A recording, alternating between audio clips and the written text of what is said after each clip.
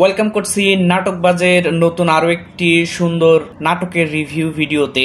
আজকে কথা বলবো তৌসিফ মাহবুব এবং তটিনী অভিনীত নাটক বেশি বলে বুলবুলি। নাটকের নামটি শুনেই বুঝতে পারছেন নাটকের নামটি অনেক অদ্ভুত, বেশি বলে বুলবুলি।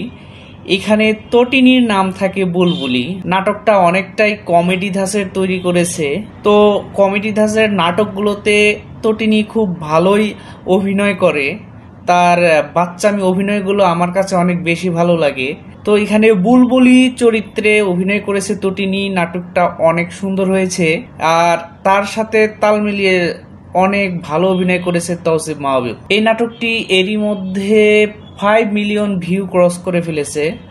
বুঝতেই পারছেন নাটকটা আমাদের মতো দর্শকেরা কত ভালোভাবে গ্রহণ করতে পেরেছে। নাটকের কমেডিগুলো আমরা খুব বেশি উপভোগ করতে পেরেছি।